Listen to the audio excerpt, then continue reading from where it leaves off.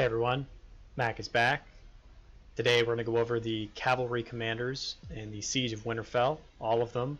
We're going to include the pay-to-play ones and also the ones you can get for free, and see what kind of lineup we can come up with that's to have the maximum amount of value, maximum amount of damage. So let's get to it.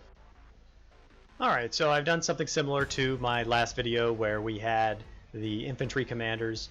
I'm going to eliminate commanders first, and then we'll go over ones that I think are probably in the best group, and based on which ones you have, that'll be, I think, my recommendations. So looking at these here, Cersei, Daenerys, Baelish, and the Night King.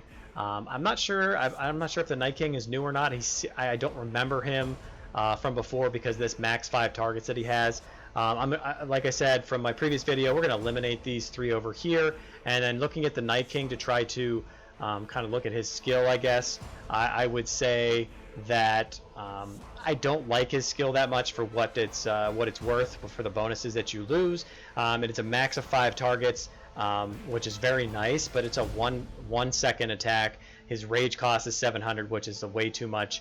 The cooldown is 2 seconds less, which I really do like that. So he might be worth it. He might be worth experimenting in any of your lineups because he does total attack and total defense, but you lose a lot in there. So I would probably eliminate him as well.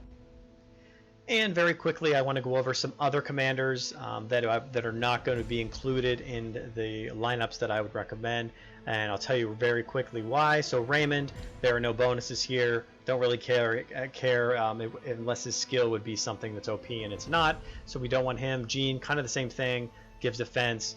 Her skill is not that great, so we don't want her. Looking at Kevin here, he would be one that I would maybe consider. It reduces normal attack damage by the target troops by 80% for 5 seconds, and he also gives you that total health and total attack. His rage cost is 700, and his cooldown is 10 seconds. So that's also something else. And actually, looking at this from a side note, I just noticing this now. They actually, in the newest update, you can see here everything's down to 10 seconds. It used to be 12 seconds, and it's not anymore. It's down. They've reduced that. So that makes a little more sense. So he's going to get their skills off. So it's, in that essence, still no good there.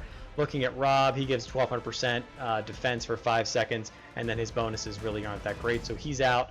Meryl does give some 1200% health, but not very good. He gives the attack and the health. We do like that, but I think there are better ones to be able to go over. Looking at Russell, increases his skill damage by 30% for 5 seconds. That's not very good either, so I'd rather not have that. And then looking at Mango, there is a bug in this that's going on right now when they did the update, apparently, because he's not really showing anything whatsoever. So we don't want him as well. So as you can see here, they have changed all the skills and the rage. There's all the skills in these commanders and all the commanders overall.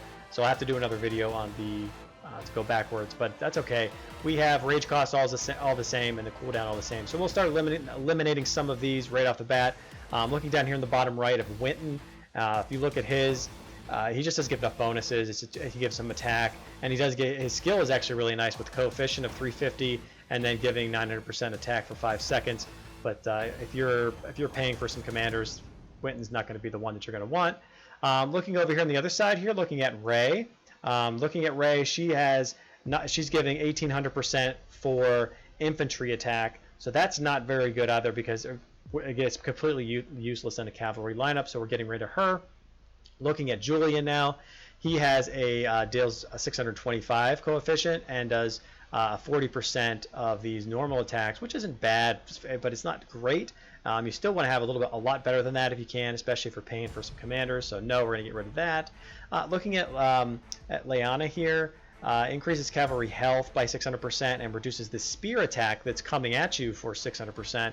So if you're being attacked by cav or infantry, well, if you're being attacked by infantry, you don't care because they're taking less damage and doing more damage. Now, but if you're doing 600% for the spear that are coming in, that's actually pretty good. So if someone comes that spear at you, that's not too bad. But I still don't like that to be one of your commanders in there. However, she does have all the cav bonuses. So if you do have her at gold quality, I would consider her for sure just because of those bonuses, and the skill actually helps out a little bit. So that's just something to consider, but I'm going to eliminate. Now we're looking at these last 6 that we have left here. and I think that some of them are pretty obvious, and then we have to kind of figure out some other ones. So Simon used to do some healing, but now he removes all control status effects on allied troops in a circular area of 5 targets. Before, the max we had was 3 targets, and then he grants immunity to all control status effects for 2 seconds. The problem is he doesn't give any, because he gives 1 bonus in its total attack, and even at gold status quality, he's at 120%, and that's really not going to be that great of what you want there. You do like that, though. I do like that skill, but I would still say no, it's probably not great. Looking at Tyrion down here, very similar. He actually was similar to what Simon just was last time around, but this time he prevents wounded soldiers and the target troops from recovering for 5 seconds. So essentially, there's no healing. I think that's what this actually means. It prevents the wounded soldiers from recovering, so there's no healing. So if you have a healer in your lineup, then for 5 seconds, Tyrion's not going to let them heal. So that's actually not bad to have in your lineup. I still like to go with those bonuses and like to hit harder, so I'm still not a big fan of that, so I probably get rid of that as well. And then we're left with these 4, and this is kind of where I'm going with. So I think you need that best skill, and the best skill we have here, I think, is Layla. And I'm going to put her up here first just to kind of show you why. Her cavalry attack of 1800% for 5 seconds, that is just off the charts, amazing. And then this little star here that says when the commander is deployed, there's a 35% chance of using the skill again after the commanded troops use a skill. So this is really, really good, because if you're talking 35% for this 1800% to get off again, I mean, if she gets off, she could essentially be, go back to back with her skills, and you get 10 seconds, or maybe more depending on that. I doubt it, but I mean, because it's 35%, but that's still pretty good. Plus, she's given your cavalry defense, health, and some total attack. So I really like her as your first one to go out there to get those bonuses off. Now, looking at the other 2 here, because I think Marjorie might be just the 3rd one because of this heal that she does. Looking at the other 2, which one do we want? So we look at the Salma here increases normal attack damage dealt by the commanded troops by 90%, and at the same time increases the cavalry attack by 1800. So now it's another 1800%, same thing that Layla did. So now we have 2 skills off back to back. They're at 1800% attack, and she also gives the cavalry attack. So I really like that as well. And then you have Enzo, who does skill damage to the target by a coefficient of 625, and at the same time increases the cavalry defense by 1800%. So 1800% defense, don't really care about that too much. However, then his bonuses are always in there. So his 320%, 20% health, attack, and defense are always going to be there. So I do like that as well. So if you have all these 3 commanders here, and maybe you don't have Marge high enough, maybe you don't want, then maybe you don't want to put her in there for that, and you like all the bonuses. So for me, if I wasn't going with a healer, I'm putting these 3 in here, and I'm probably putting them in this order, because I like to have back-to-back attacks going off there, massive amount of attacks. And his major asset here, Enzo's, is going to be that cavalry health, or cavalry bonuses here at the bottom.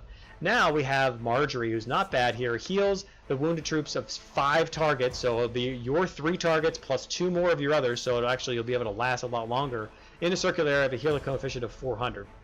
That 400 is really not that as much compared to the 1800 we had before, I believe, or 1200 we had before. We had a quite better healing ones on those other commanders, but that's pretty good. So I think overall, if you're going to eliminate, maybe take Enzo out and put Marge in if you want that heal effect. If you don't, then I think you kind of go this way with it. So I hope this gives you a little better idea based on what your commanders are. And I'm going to have a couple more videos coming out here in the next couple weeks with going back to the infantry, and then we'll do the spear as well and try to put some lineups together. So until next time, Mac out.